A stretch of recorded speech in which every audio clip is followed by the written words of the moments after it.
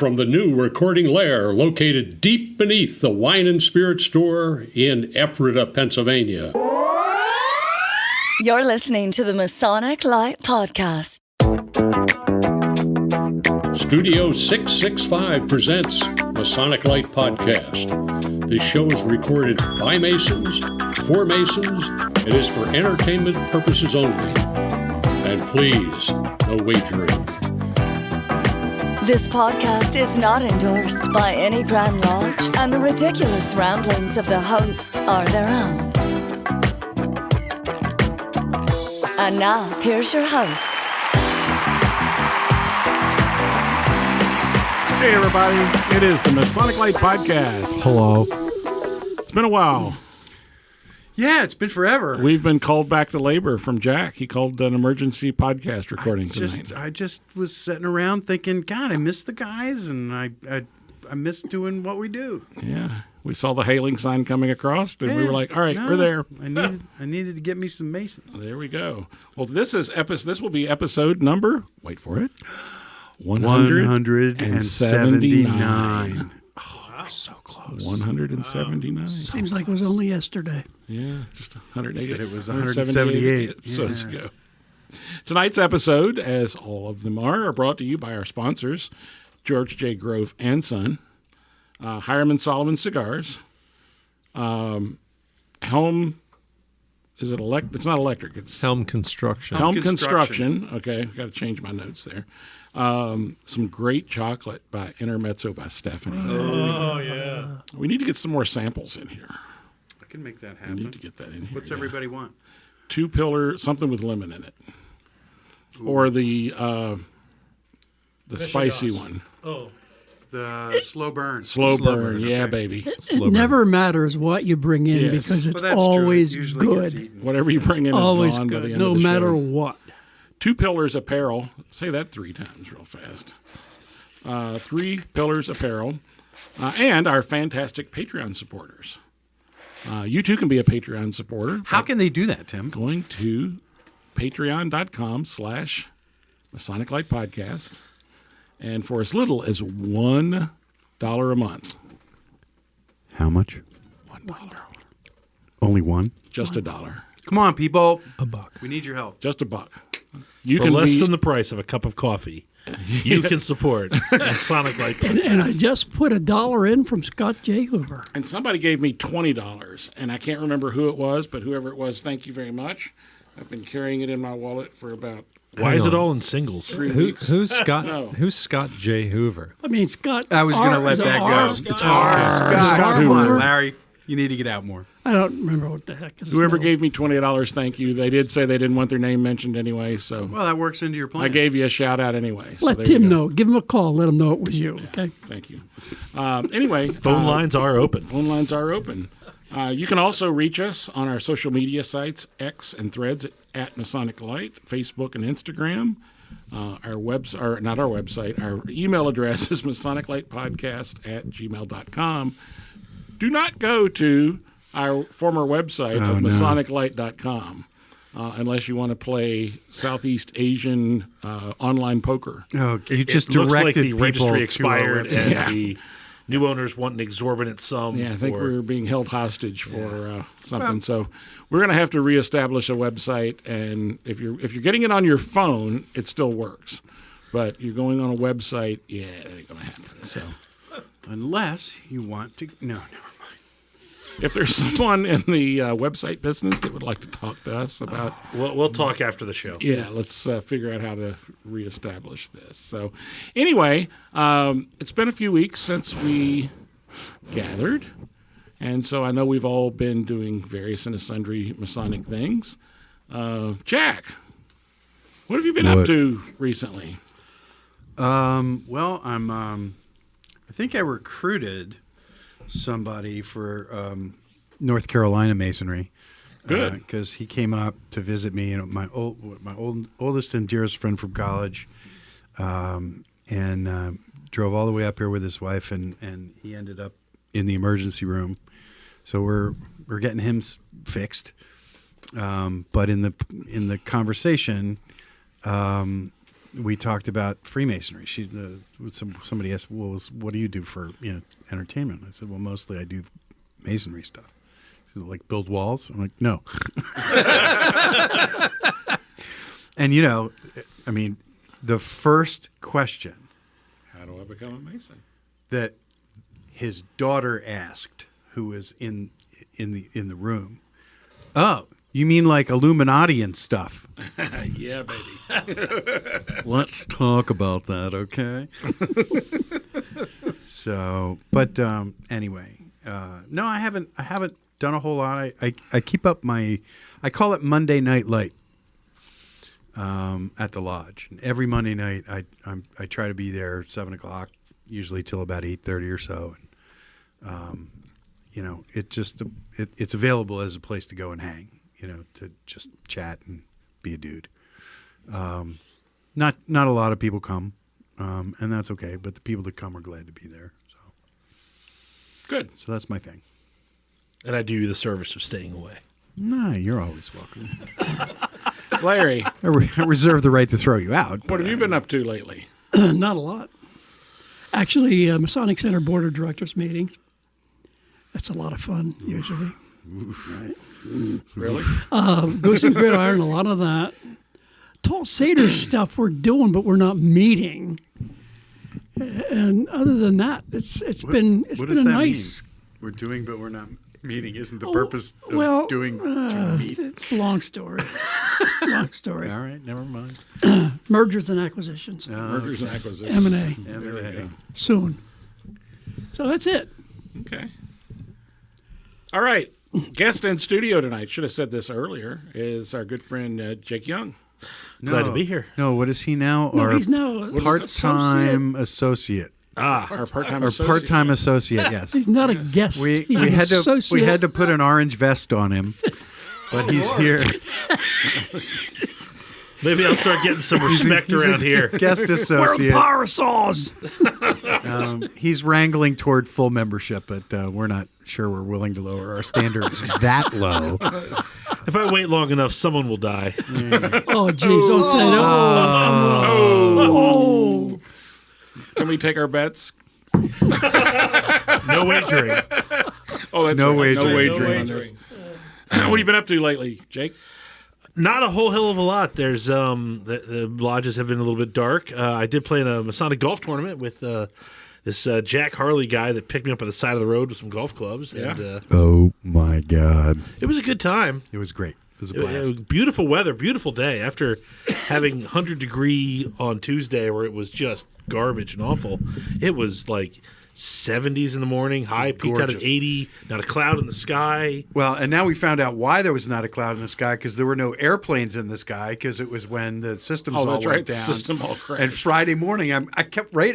You were saying there wasn't even a contrail. God, there's not even a contrail in the sky. That's ridiculous. I've never seen it so blue. Little did you know. So yeah. All right. I was looking at my phone as that was happening, and I'm telling Jack, I said, what a great time to be off work. Oh, man. Also in studio tonight is our very special guest. Are y'all ready? Jay Laser. Yes, Jay Laser. Welcome back, Jay. It's been a while. Thank you. It has been. What you been up to lately? Let's see. Some PGA grotto stuff, some golfing stuff, tall cedar stuff. No, I don't. I don't golf. Miniature golf maybe, but not years. Pennsylvania Grotto Association. Okay. Let's see. You were in New Orleans for the Grotto International. I went out as the Grand Chaplain down there, and been doing some Uber Grotto secretary stuff. So I think that's all the secretary things I'm involved with right now.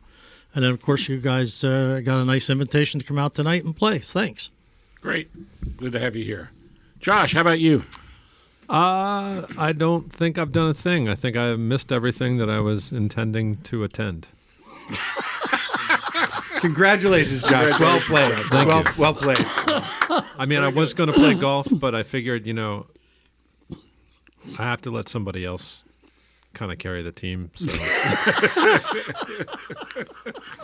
Jake held himself well in the. Yeah. We used a few of my shots in that scramble. We did, and that's what a scramble's for. That's right. So I most recently attended the Pennsylvania Council deliberation for Scottish Rite in Harrisburg, where folks from all the valleys in the state came together. Good time was had by all. We did an interview with Right Worshipful Past Grand Master Robert J. Bateman. We're actually going to hear that interview a little later in the show. And just a really good time there. The aforementioned Valley of Harrisburg golf tournament supporting the Children's Dyslexia Center was held last week. That's what it was. Yeah, that thing. It was a great day. Beautiful. It was awesome. We had 124 golfers, and I believe they raised about $16,000. That's great for the Children's Dyslexia Center in Harrisburg. So great effort and a great time. Great day of fellowship, and the weather was just amazing. So lots of other things going on, but to be honest. As lodge secretary of a large lodge, it's been a really quiet summer. Kind of enjoyed not having a whole lot going on, and that's not going to last. Are you busy on the support side of Grandview? It's not too bad, although I suspect there'll be an announcement later. But they're rolling out Grandview 2.0. And so I suspect when most lodge secretaries return and they see 2.0, it's actually it'll actually be a good thing. The problem is they've rearranged the chairs, and so what used to be over in the top left corner is now behind the menu over on the right. Oh, that frustrates. So it'll my phone will be lighting up. So that's how I know nobody's really in the system right now. Yeah, my phone's not ringing. Seriously, it's really good. If you're out there and you're a Pennsylvania secretary, get online, try out the 2.0, go through all the things that you would normally do, and if you can't find it or you have a problem with it, let us know. Because while there's still an opportunity to fix it before it officially rolls out, now's the time to do it. Yep. So we'll hear more about that later, I'm sure. Be the change. Yeah, be the change. I think that's about it. I think that's everybody in the room. Yeah, I think we hit everybody in the room. So we're going to take a quick break, hear from one of our sponsors, and when we come back, we'll tell you about our first interview. We'll talk. Why choose George J. Grove & Sons for your next home improvement project? At George J. Grove & Sons, we've built our reputation on quality and trust for more than 50 years. From planning to materials to installation, George J. Grove promises a home improvement experience second to none. Whether your goal is reducing energy costs, decreasing maintenance, updating curb appeal, or simply increasing the value of your home, the George J. Grove team will recommend and provide solutions that stand the test of time. Call 717-393-0859 for an estimate or visit us at georgejgrove.com.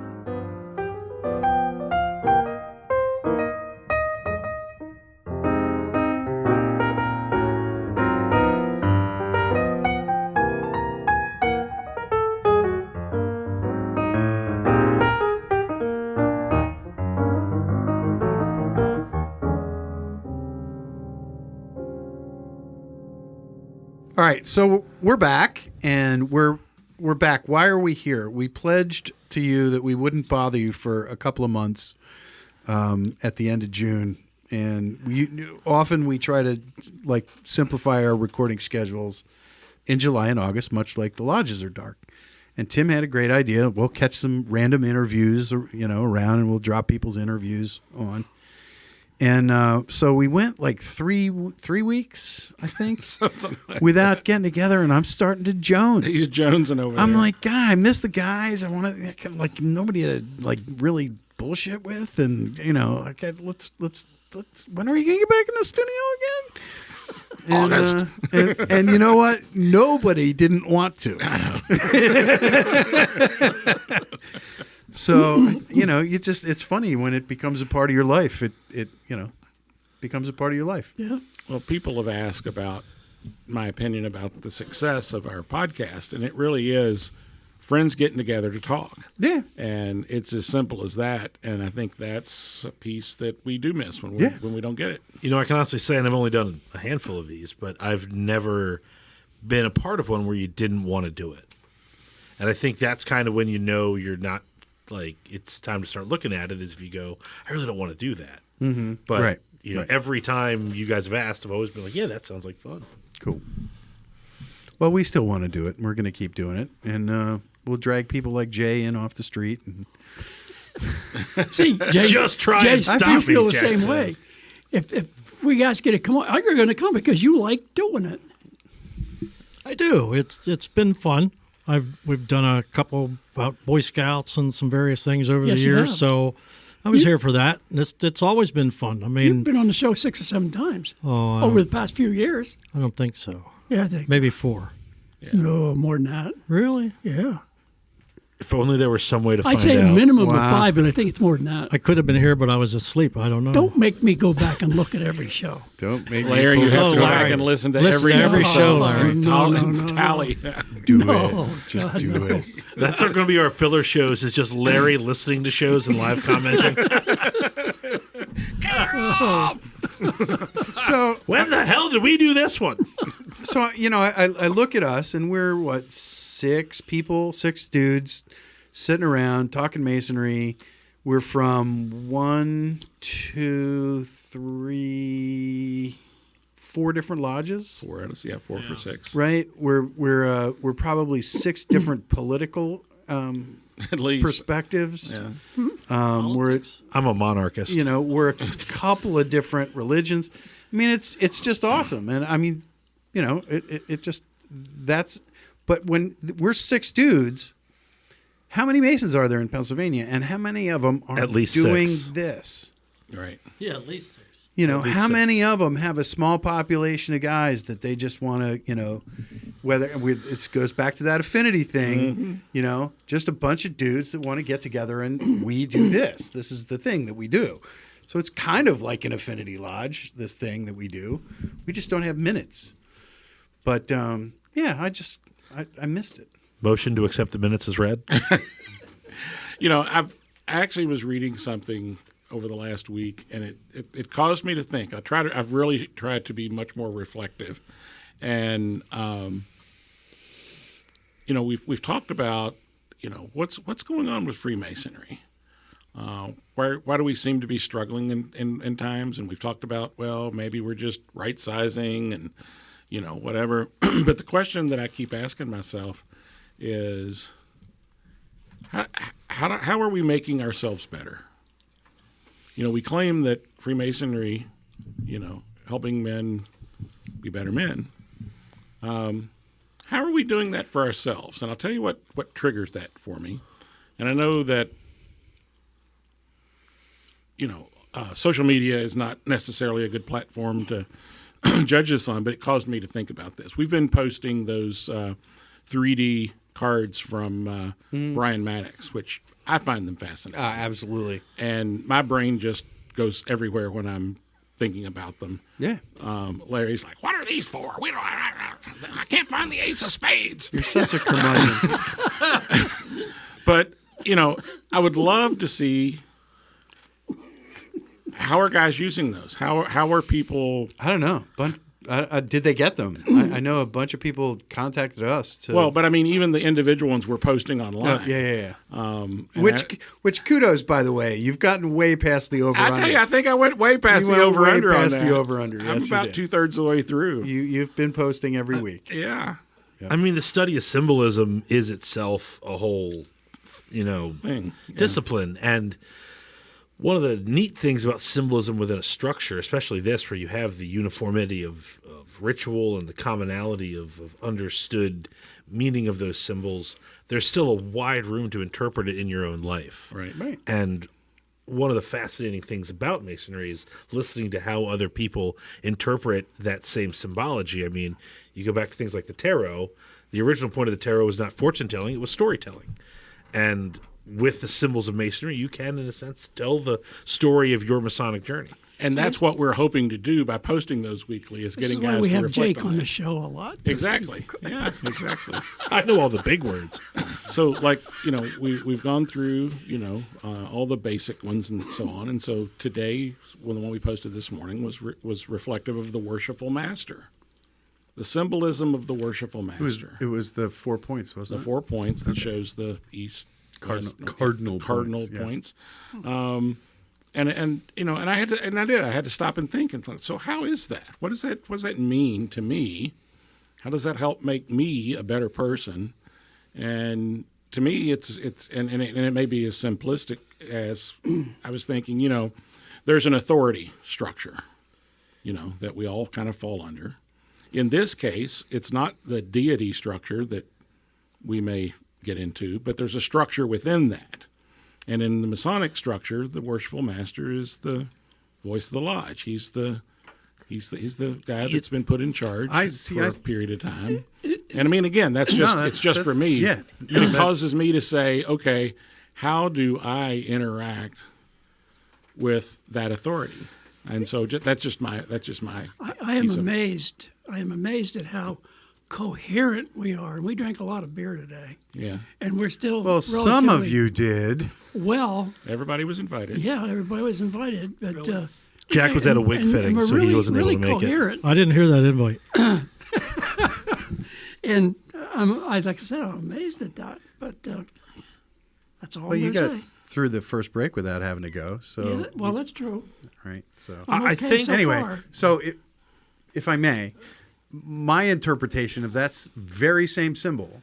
So I saw it because it's the cardinal points. It's pointing everywhere. Right. Right. It just doesn't point to the east. It points everywhere, and it was represented to me. It was representative of the global.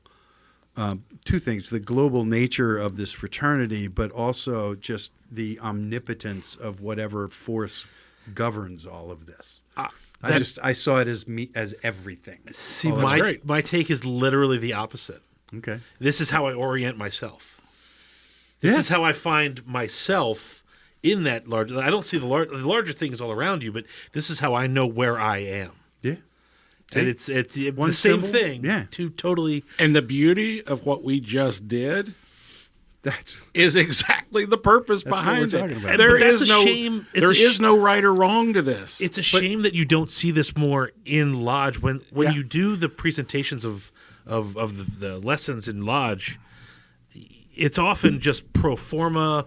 Someone's up there and he feels he has to do his 10, 15 minutes and he's reading off his cards and he's just kind of the love of it has to come back. Yeah, I think it is, honestly, because I think there are more and more people, and by people I mean for the most part, well, there's two categories of people: younger people who are anxious for the Freemasonry that they thought they were joining, right? Yes. And then there's us old guys that are trying to retain Freemasonry as a more or less static thing. And I think we're starting to get to where we can steer the boat again, and bring Freemasonry back to where it needs to be. I've said it 1,000 times. I think we're doing everything right now. Just pump the brakes. Don't stand on them. And I think Freemasonry is moving in a perfect direction myself. Excellent. I think some lodges are. I think some lodges aren't. And I think that's Without always a the doubt. way of it. Without a doubt. And you're going to have that normal curve and two standard deviations either way. But going back to the last time I was on here, we talked about travel, and part of what travel does is cross pollinate. Yeah. And you take those energies and lessons, and you bring them from one to the other. You catch a little bit of that fire. You spread a little bit of your own. Yeah, you try to, or at least, I mean, what I've found in doing the speaking that I've done around the area is that there's a lot of guys, and they're usually younger guys, and they're just thankful to find out that they're not the only people that are thinking these thoughts. Because my talk is mostly symbolic, and they're hungry for it, and we tell them, yeah, it's in the library, go read it. Exactly. and that's not what it's about. But Josh, you want to get in on this game? Giggity giggity. No. Nope. Nope. What we really need is a good schism. Oh, jeez. I think you're Start wrong. one tonight. So, in any case, I encourage you as those come up, regardless of what platform you Yeah, you throw see your them comments on. Yeah. Throw comments on there. We'd love to hear you. Again, there's no right or wrong answer.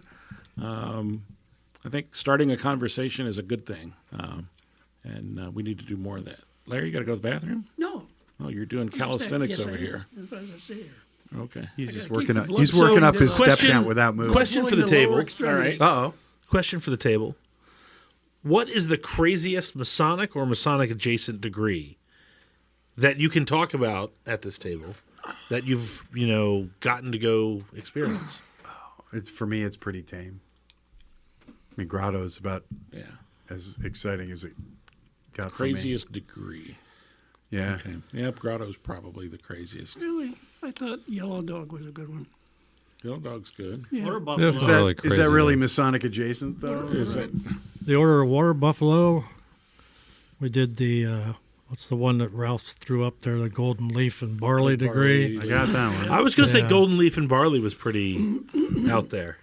We did that in Ohio. Ralph and I went to Ohio and did that for Yusuf Khan Grotto out there for the Grand Monarch of Grottos International. Invited us to come out, so we had a weekend out there. That was fun. So About if you want to fly the 40-some guys. if you want to fly the Masonic Lakes podcast degree team out to do a degree at your lodge, first class airfare and 4-star hotel accommodations, and fresh kibble in Larry's kennel every day. I'm in. Oh, all right. So what's next? I don't know. I think we have an interview that you did with You want to go to that? Right Worshipful. Let's take a quick break, Okay. and then we can come back, and you can either introduct quick it. introduction to it. Okay. Well, we'll do that. So we'll All right. take another break. We'll be right back.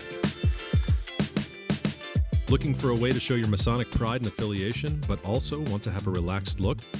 Two Pillars Apparel is a Masonic-owned company that incorporates sports apparel with Freemasonry. Check out their current lines from Blue Lodge, as well as the appendant bodies York and Scottish Rite. Two Pillars Apparel is always adding new designs and items. Check in today to get a baseball or hockey jersey, or one of their new Scottish Rite lapel pins or hoodies. Two Pillars Apparel works for lodge social functions or going to the game. Visit them at twopillarapparel.com. That's TWO, pillarsapparel.com. And we're back. A couple of weeks ago at the Pennsylvania Council deliberation, had the honor of spending some time with Right Worshipful Past Grand Master Robert J. Bateman. He's the past Right Worshipful Grand for Pennsylvania. He's just concluding his term as deputy for Pennsylvania for the Scottish Rite Northern Masonic jurisdiction. He'll be concluding his term in August. And we had a time to sit down and chat with him. So we're going to listen to that interview now. Hello, Masonic Podcast listeners. This is Tim Detman, and today I'm joined by the illustrious brother Robert J. Bateman, 33rd degree, Right Worshipful Past Grand Master of the Grand Lodge of Pennsylvania, and the current deputy for Pennsylvania in the Scottish Rite of the Northern Masonic jurisdiction. So, Brother Bob, welcome. Good to have you here. Good to be here. Absolutely. So why don't you start by talking just a little bit about your Masonic journey? How did you get involved in Freemasonry? How did you get kind of the path that you took? Well, my father and my grandfather were both Masons, and never spoke too much about it when I was a kid. But I learned, some of the things from Dad about Freemasonry, and one day I asked him if I could have a petition for his lodge. And I never saw my father move as fast as he did to go up the steps and get me this petition. But he did, and he brought me this petition down, and I looked at it, and I said, Dad, this is not the petition for your lodge. He said, yes, it is. He says, I'm transferring into this lodge because it was closer to home. So that petition was for Springfield Lodge, number 779, And I filled that out and got my first degree in April of 1977, and second degree in May, and the third degree I was raised in June. And that's how I became a Mason. And I began getting involved in the lodge right at the onslaught, learning the oath and obligation of all the 3 degrees. And in September of that year, I was asked to sit as junior deacon because one of the fellows couldn't make it to the lodge for that. And well, that kind of started it, because I was junior deacon there. And in October, November, December, I also sat in the chair. And then the following year, on December 27th, I was appointed as senior deacon. And for a year I was that, and then went on to junior, senior, and then worshipful master in 1981 for the first time. That's awesome. That's a great story. It's anytime you can connect to family and so on and so forth, I think that's a great history to have within the fraternity. It is, and it's also, as you go through the chairs in your lodge, it's something to take not as a foot race, but we have to understand it's the beginning of a journey. Mm-hmm. And we need to take that journey and make that journey ours. And because it's a lifetime, you continue to grow with what you learn in the fraternity. And that's what makes it such an organization that you're proud to be a member of. So you mentioned journey, and clearly after being worshipful master, your journey went even further. I know you served as a district deputy grand master, and then later was appointed to the line for the Grand Lodge of Pennsylvania. Talk a little bit about that and kind of the beginnings of that piece of the journey. Well, it started out as I went in, and again through the chairs. I've been through the chairs in my lodge on several occasions, and then I became the deputy representative for the Masonic education. Okay. And I worked in that for a couple of years, and then had the opportunity to be asked to come down to Philadelphia and become, an interview for the district deputy grand master for the 36th Masonic district. And so I went in for that interview, not knowing what to expect, of course. It's a new step for you. And then I had to sit with Grand Master Slater and Don Albert, the Grand Secretary at the time, and had that interview, and it was a very interesting and educational experience. And at the end of the interview, you were asked if you had any questions, and of course, right at the moment, you can't think of any, but I'm sure I told him I'll think of something.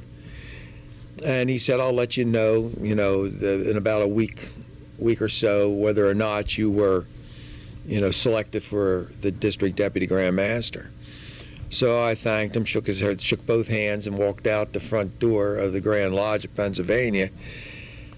Looking behind me, I said, that was nice. It was an honor just to be asked to be, to come down for the interview. Sure. And said to myself, that's probably one of the last times I'll be in this building. Had I known. And I went in, and I was appointed as a district deputy grand master, and that was in 2004. And then I worked in there up until 2008, when I was voted in as the Right Worshipful Junior Grand Warden. And from there, you just proceed through the chairs to become Grand Master. And in 2014 and 2015, I became the Grand Master for Pennsylvania. An experience, I'd say, of a lifetime. Mm-hmm. And you get to do it one time, and you do what you think is the right thing to do and the very best. And I did. I believe I had a wonderful, wonderful term as Grand Master. I don't think I'd change anything at all. We did many good things, and And I guess the greatest thing in being Grand Master is you get to see the entire state of Pennsylvania, from the lodge with the most membership down to the lodge with the minimal membership. And the greatest thing is, whether you're the largest or the smallest, the fellowship and the brotherhood is as strong as it is in any lodge in Pennsylvania. So size really doesn't mean anything when you're a Freemason, because it's in the heart. Yeah, very good. What would you say were one or two of the more significant things that happened during your term as Grand Master?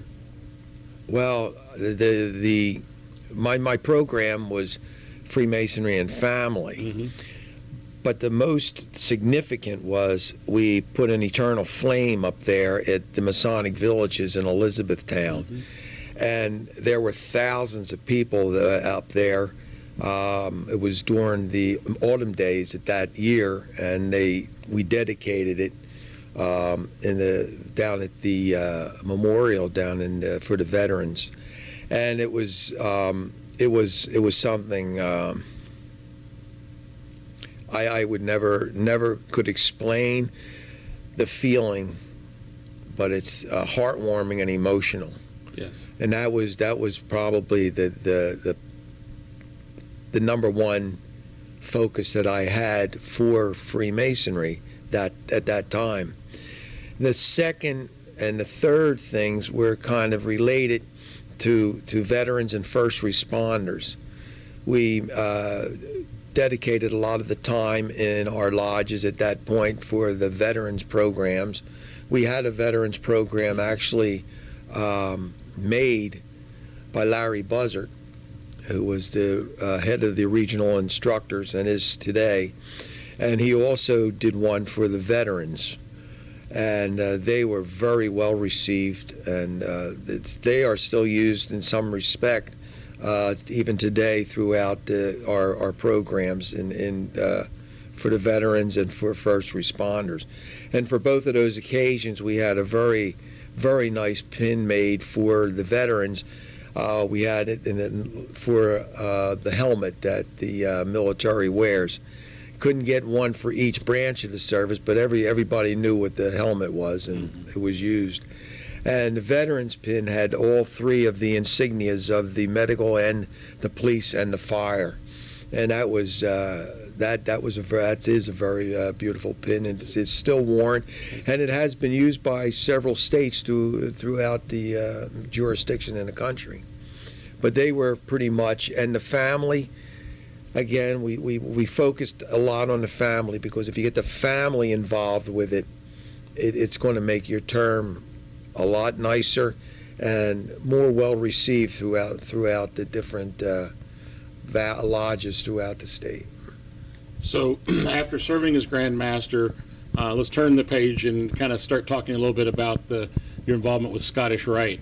Go ahead. Well, in 1991, I became a Scottish Rite Mason, got my 32nd degree in the Valley of Philadelphia, of which I am still a member of, and spent time in the Valley, going to the meetings, and kind of drifted away a little bit because of my duties and responsibilities I still maintained in the Blue Lodge. But when I could, I would get down to the Valley of Philadelphia. And then in 2004, I started getting more involved with Scottish Rite and working my way into going into the chairs and things like this. And I became a Most Wise Master in the Valley of Philadelphia. I did that twice because we had an incident, situation, I should say, that required me to do that, and I was very happy to do it. And then from there, I did not go into the line because I became an active in Pennsylvania, and I was I'm into my 10th year of that now. But 5 years into being an active, and I became an active, 2014, and worked from there. And then 5 years later, after that, I was asked if I would consider being the deputy for Pennsylvania, and I took that position also. And this being my 10th year, in about a month from now, I will be going into the emeritus status for Scottish Rite. But that journey has been wonderful. It was all the Masonic journeys that I have worked myself through. I never once realized what it was about until I was asked to do it. I'm glad that somebody saw something in me that gave me the opportunity to do what I was able to do, and I wouldn't trade any of it for the world. It's been the greatest journey that I've ever had, and Freemasonry is a part of my life. It's part of my family.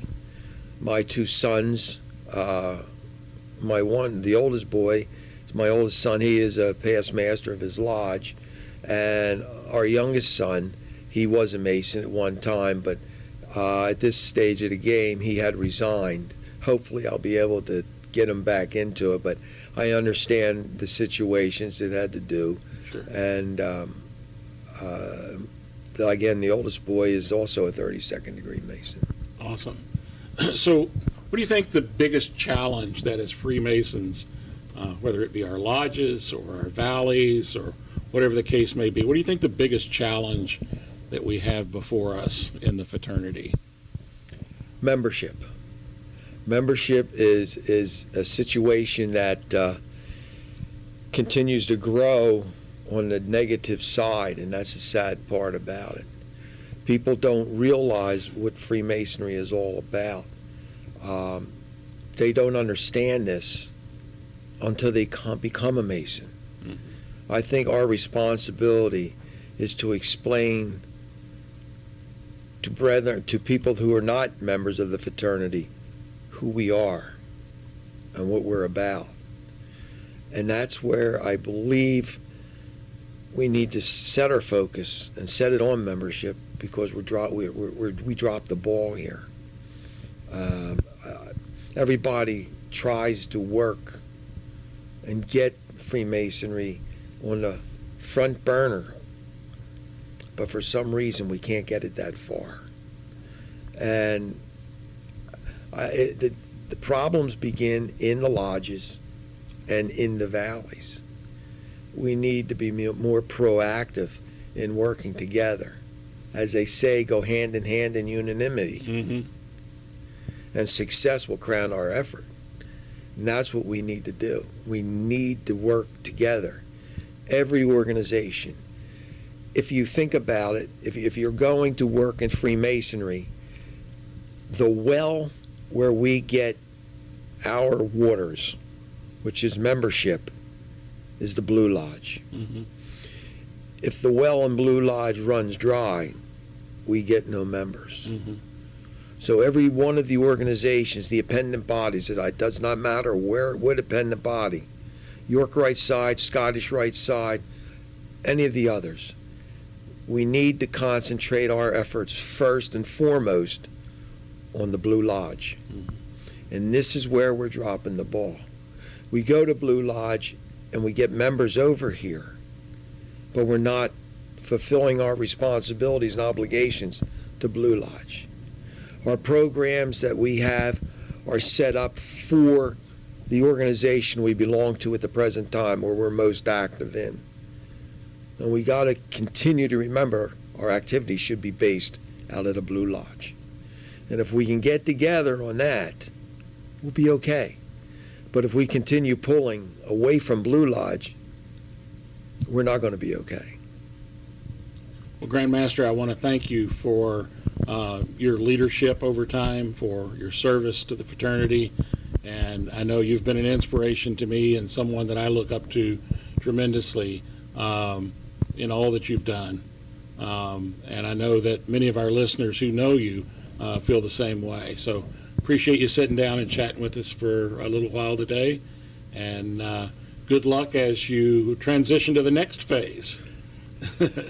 Well, Brother Tim, it's been a pleasure, and I take this as an honor to be asked, because if I can spread whatever light I can do for Freemasonry, I'm happy to do it, and I feel that it's helping me fulfill my obligation to the future of our great fraternity.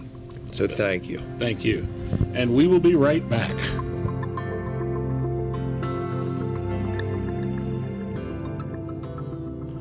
As far back as the mid-1800s, records exist describing the pre-meeting tradition of brethren smoking cigars during and after gatherings. To this day, the practice of smoking cigars remains very much alive in many lodges. This custom is considered a time for brethren to relax, exchange ideas, and enjoy the simplicity and fellowship that is the very essence of our brotherhood. This is what Hiram Solomon Cigars is all about. Our starting principles are to bring Masonic brethren together in the harmony of a good cigar. Pull up a chair, sit back, light up any of our premium cigars, and enjoy the history. Hiram Solomon Cigars can be found at fine cigar retailers. For a complete list, visit HiramandSolomonCigars.com or check them out on social media to find out when they'll be at a live event near you. Hiram Solomon Cigars is pleased to be the official cigar of the Masonic Light Podcast.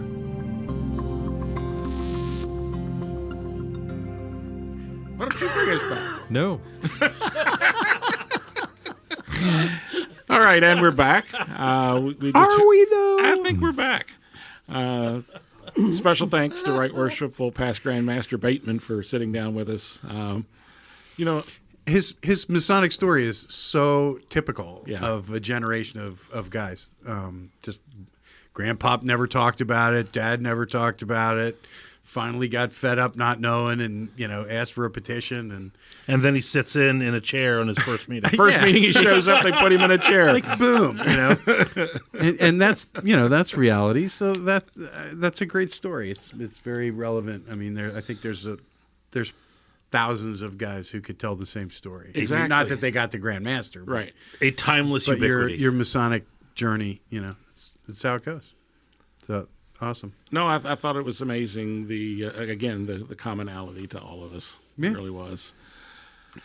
All right, so Yeah. what's next? I don't know. What I think. All right. So I posted something the other day on our Facebook page because I'm the generation that killed Facebook. And it was something about Masonic osmosis. Oh, and that's the one I went, huh? What?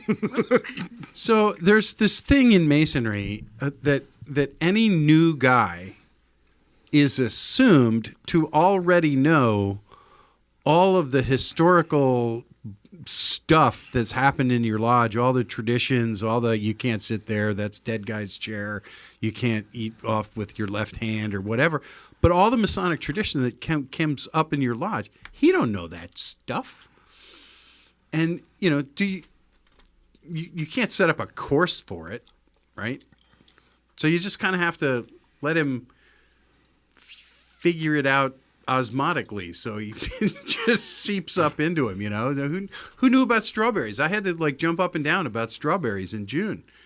That's kind of the thing about traditions, though, Jack. The traditions that your people will learn are only going to be the ones that are observed by the people that are already there. And so you can go two ways with this. Wait, I get a break. Yeah, you're tracking. So you can go two ways with this. And one way is where everything's a tradition, and there's so much tradition that it all loses all meaning because everything is something, so everything is nothing. Or you go the other way where nothing matters and nothing is tradition and nothing is observed, and the traditions die because no one observes. I hate when traditions die. I mean, I can see certain traditions, dying, and I can think of a couple funny ones, but we'd be kicked off the show. But yeah, I don't know. I just I feel bad for the new guys coming in that aren't well mentored. Again, I think, and I hate that word, but that's the word. But it really is. you mentor folks not only through their degrees, but you need to mentor them. You need to bring them into the fold. Yeah. And I don't think I still think we can improve on how we do that, and I'm not sure how. There is no magic bullet. It's not. I don't think it can really be taught. Now I know, like our late Pete was my mentor for all my degree work, and the way he did it was very intrinsic to him. I don't think someone else could just do what he did and recreate it. And I think you'll find, your way of doing it, and hopefully it works. And you have to have the right person and the right candidate. And it all has to match up. There's no formula for it. No, there's not. And it just, I don't know. There's so much, what do you want to call it? Tribal knowledge. That there's no good way to expose somebody to it without embarrassing them. And I think also, and I'm becoming more and more aware of this, of the culture differences between various lodges. Yeah. There are some that are very, very formal. And I mean, it's like going to high church or something. And then others that are very different. And you've got to kind of figure out what that is in that lodge, in your lodge. And again, help that new brother come in and feel comfortable. Yeah. So Jack, you said something interesting. Never. I know. I was as shocked as anybody. I only talk to hear myself talk. But you mentioned that there's no way to do it without embarrassing them. And I'm thinking back to I'm thinking back to my experiences in, going through the Army, going through everything else, and you look at Valley Forge had a lot of traditional stuff going on with it, and there isn't really a way to do it without some level of embarrassment. Putting you through it. Because that embarrassment's how you remember it and why it's important. Yeah, it's one avenue to that, yes. But it's a flavor we don't want to remove from the palate completely. You don't want to be cruel or ridiculous. Disagree. I think you have to have that at a certain level because that guy has to be able to step out of his comfort zone. Sure. But you don't when somebody says, "What do you mean you didn't know X?" Well, nobody told me X, and how the hell would I know that? It happened 27 years ago in this lodge. So there's got to be a balance between letting a new guy experience the lodge for himself, or helping him understand the background of what's going on. Because the whole concept of past master. I mean, most of the new guys don't know what that means. The grumpy guys that all set up in the northeast corner of the lodge. Yeah, or whatever. I mean, eventually, Eventually, he finds out. But I don't know. It's just a thing that I thought about. I mean, I think the same thing, as I've worked with a lot of secretaries across the state, I'm amazed at the lack of onboarding, if you will, that some of my brother's secretaries received when they became secretary. And I didn't receive... I didn't say waterboarding. I said onboarding. Maybe some of them needed some waterboarding. I don't know. But anyway, maybe not. Onboarding. Oh, my God. Onboarding, Larry. CIA Lodge. Exactly. CIA Lodge. But that's an affinity lodge, by the way. Yeah, right, exactly.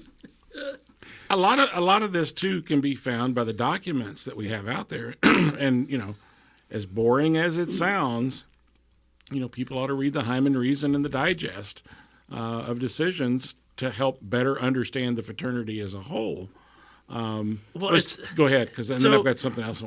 Just before we went on air, we were all looking through an old notebook going back to God knows when, 1913. And it's just a register of people signing in to something, and it's totally unlabeled. And we've all been trying to guess at what it could have been based on what it was. And it's the most mundane thing in the world. But let it be forgotten for a while and rediscovered. And it is magical. Sounds like the Royal Arch degree. Yeah. Well, the amazing thing is that it was actually our discovery of Larry's name in that book. And From the date, 1914, yeah. and the date next to it that we and figured, dear listener, he was of no help determining its origin, but we were able to piece it together and figure out what body it actually belonged to. So, But you're right. I mean, a piece of information that had been just totally mundane, but there's so much history there. How to open the safe. Yeah. Exactly. I guess it becomes important when you put it into the time capsule because it's in the time capsule. Yeah. Like, that's what makes it magic. So I was reading something with one of our Facebook friends, Sean Iyer, that I think it got reposted as a memory or something on somebody's page. And he was talking about the origins of the name, the Hyman Reason. And I learned something because I'm sure I saw this when he first posted it. It was dated like 2019 or something. And he talked about this, that there are actually two names of biblical connection, one of which, Hyman, was established as a guard by King David to guard stuff. David? And to keep people away. Yes, to keep people away. And the other one, the REZON name in there, was actually, I'm trying to think of a name. He was constantly pricking King Solomon about things that he was either doing wrong or things that he needed to do differently. Oh, the prophet. Nathan? Yes. And so you have the symbolism of Hyman, which is keep people away, but then the counter to that is the one pointing to you saying you need to do this a little differently. You need to do this in a way that, and it's actually the first constitution of the ancients, the original Hyman Reason, and so I found great, interesting. It was like, wow, I did not know that, as Johnny Carson would have said. I did not know that. I did not know. We had that discussion this afternoon drinking beer. Yeah. Whoa. We don't just drink beer and smoke cigars. Whoa, and It I was missed heady. So was the beer. No, it wasn't. It was totally flat. Was it Hedy Lamar? That was at the restaurant. That was at the restaurant. It was Hedy LeBeer. Eddie Hopper.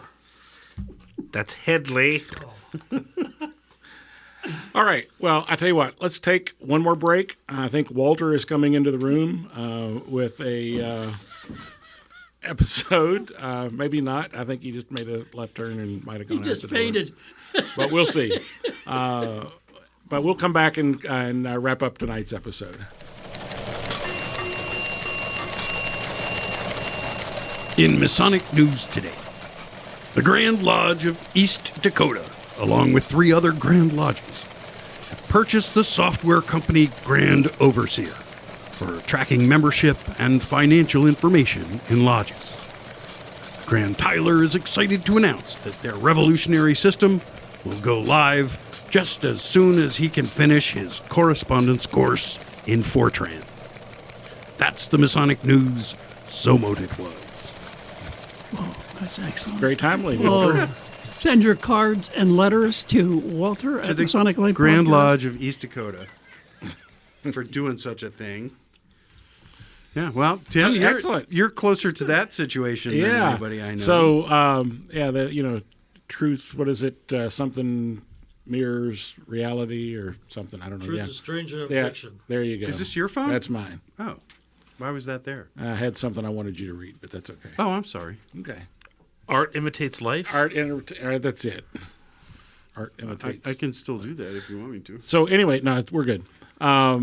Several Grand Lodges have gone in and bought Grandview, which is the software system that's used by Pennsylvania and lots of other lodges around the country. I actually think in the long run it's going to be beneficial to all because just the vast volume of stuff coming from all of those, I think probably became overwhelming to the smaller ownership group before. And I think it'll help, particularly in Pennsylvania, changes and updates that we've been asking for to be much more timely since we own it now. Well, you'd like to think that will be true, and time will tell. Yeah.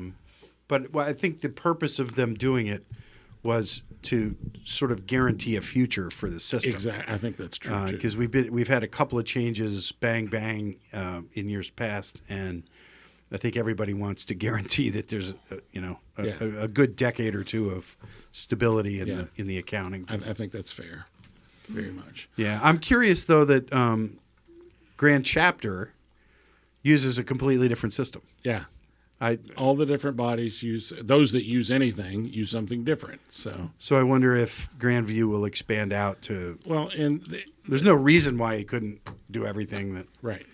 But not to knock Groupable. It looks like a very capable. And you were talking about onboarding new secretaries. Yes. Groupable does it right.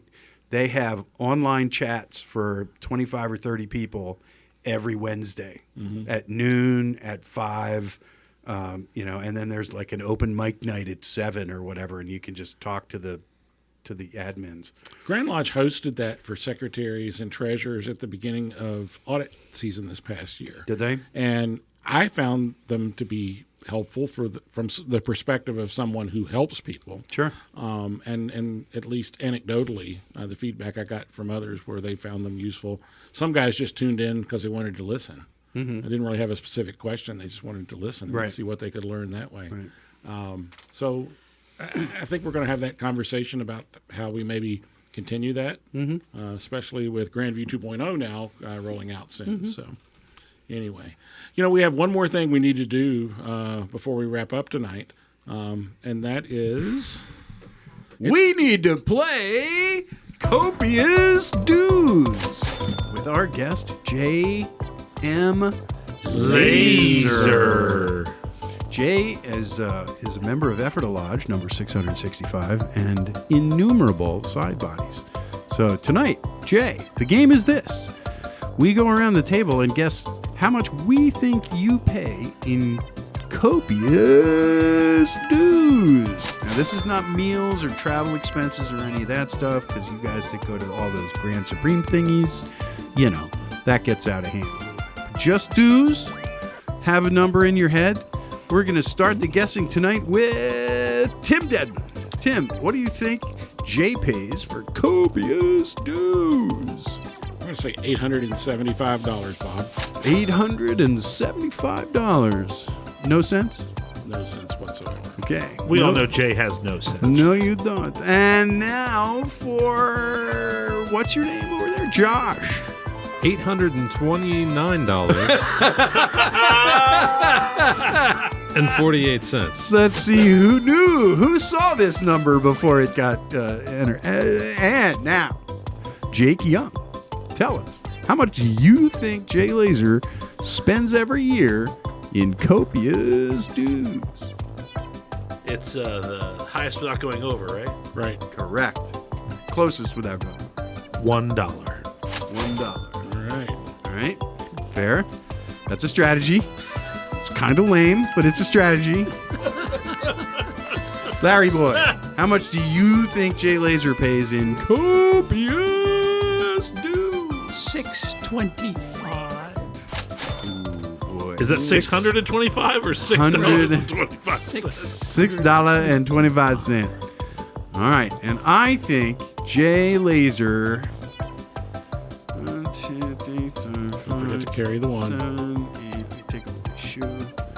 11, 12. I think Jay pays $700. All right. More than Larry, but less than you goobers. So to review, Larry Merris guessed $625. All right. You guessed $700. Josh guessed $829.48. I guessed $875, and Jake guessed $1. Jay, tell us once and for all, how much do you pay every year in copious dues? After that mic. Not counting Boy Scouts. Correct. Masonic dues. Approximately $480. Oh, Jay the winner! I won in the most unsatisfying way possible. Wow. But that's how I've chosen to live my life. So all of you that are friends with Jay Laser, Obviously, you need to invite him to some more appended bodies. He's got to get some more dues cards. We need to stack you up. All right. So it's been a good show. It is good to see you all again. We've got some fun things coming up. Our next episode will be recorded the first week of August when we will be in front of a live audience at the Keyman Conference over in Elizabethtown. Looking forward to that. We did that a couple of years ago. It was a lot of fun. Looking forward to that.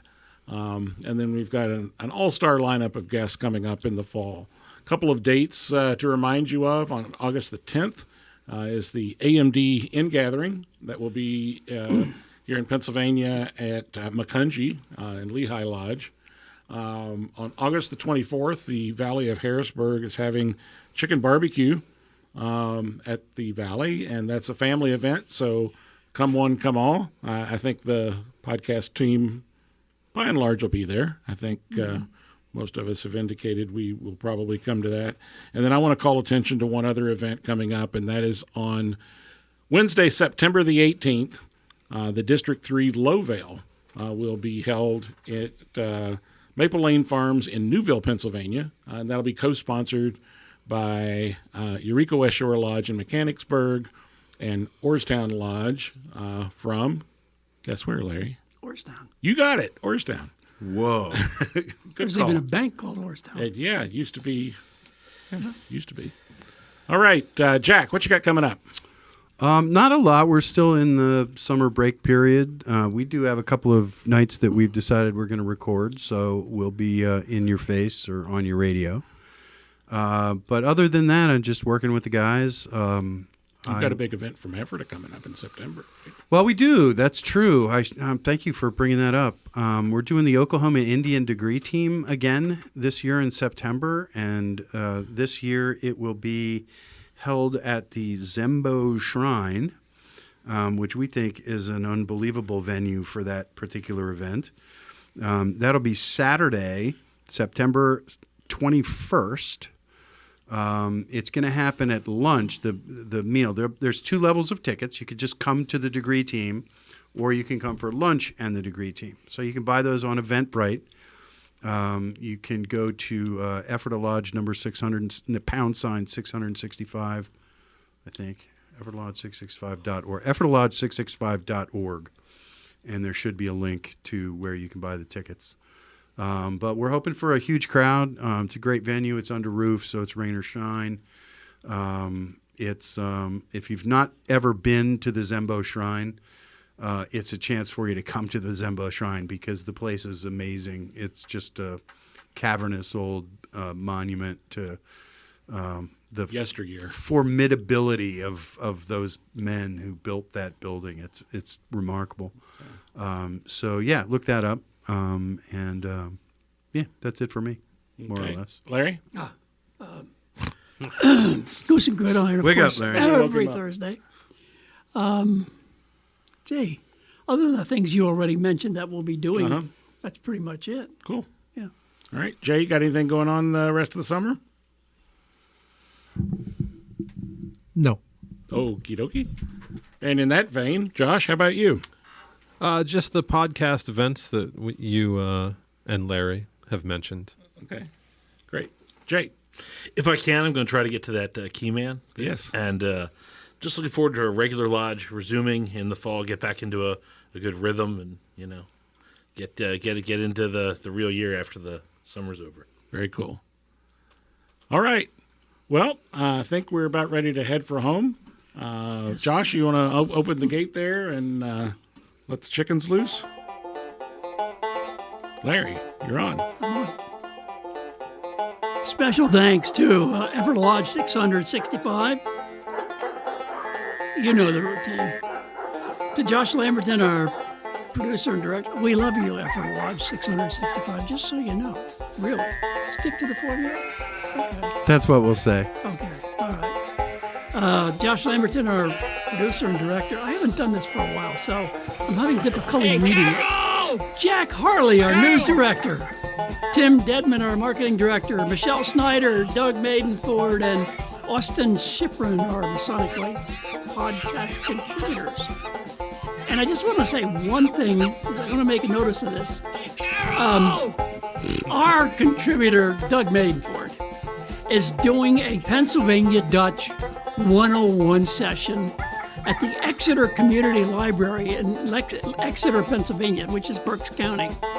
And if you've ever heard Doug do his Pennsylvania Dutch presentation, it's one of the best you have ever heard. It's free, it's open to the public. That will be Saturday, August the 10th at 1 p.m. And again at the Exeter Community Library. Come out and support Doug because I will be there, my daughter will be there, and hopefully my granddaughter, my 12-year-old granddaughter will be there. If you only see one PA Dutch presentation this year, it should be this one. Yes, thank you, Jake. Exactly. So anyway, thank you to our listeners for continuing to listen to our show and helping to make our show really great. And that's pretty much it. So thanks for listening. And as Pete used to say, have fun and do good. Good night, good day, wherever you are. Bye, everybody. Good day. Thanks for having us. See you later. Bye-bye.